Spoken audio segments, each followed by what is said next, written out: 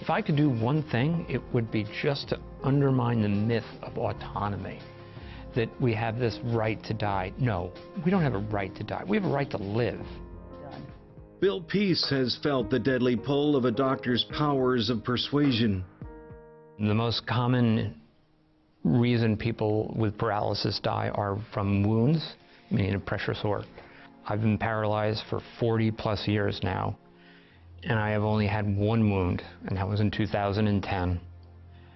And it was a massive wound that was life-threatening. One day I looked and I had a red mark on the fatty part of the cheek. I knew I was in big trouble. My life hung in the balance. I had to have a debridement, which is a bloody procedure in which they take all the dead flesh, clean out the wound. There was a real question, would I survive? That's how bad the infection was. A physician in the middle of the night came to my room. He said, "Are you aware of how sick you are?" And I said, "Yes." And the physician went down a laundry list of things that could happen. That I would most likely go bankrupt because this wound would take up to 2 years to heal. I may never sit up again. That the odds of healthcare covering all the costs that I would be incurred were remote. That I may never work again, I may never sit again. But at the end of this cavalcade, at the middle of the night, he said, the decision to take life-saving antibiotics are yours and yours alone. I can make you comfortable if you decide to forego those life-saving antibiotics. He was very politely asking me if I wanted to die, and he would have made it happen. Bill Peace doesn't think doctors should be in the business of talking patients into suicide. If I were a 50-year-old dentist that came to the same hospital and needed 5 operations on my hip and limb lengthening because my femur is shattered, would not be offered that same opportunity. And I remember that next day, I called my siblings. I said help for the first time.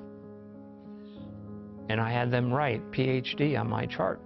That was all because I was afraid. While Bill's case does not constitute euthanasia per se, it does underscore the power physicians have under these laws and the real potential for abuse. I'm a human being, period. It's really that basic, that just because I use a wheelchair does not mean that my life sucks. And that's the misperception every time you walk into a medical setting. Your life sucks, you're more work for staff, you're a problem. And that's every person that I have ever met with a disability has encountered that sort of bigotry. That when you go to a hospital setting, you're going to war. You're not afraid of medical treatment, you're afraid of the good-hearted physician that's going to independently decide you should die. I'm here with Bill Peace, and we're going to have a light, breezy, easy conversation about assisted suicide. One thing I really love about assisted suicide is it gets rid of the problem with the least amount of mess. Well, it's very efficient, it's easy, it's cheap. It's like the Dollar General of death. You find yourself sick in the middle of the night as a guy with a disability. And I mean, I was really sick. And this kind, compassionate physician came to my room at 2 in the morning. And because he's all-knowing, he's a physician. Yeah, Physicians doctors, they know everything. They're omniscient. He predicted my future, that I would never sit up again.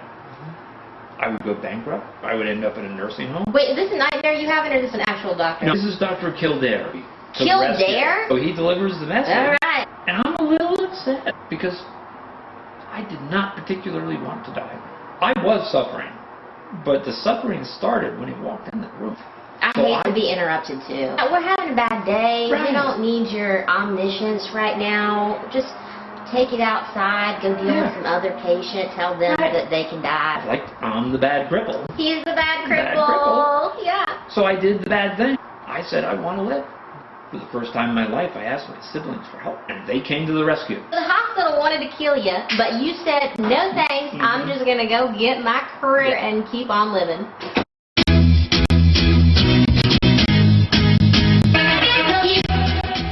All people are created equal. No, don't be silly.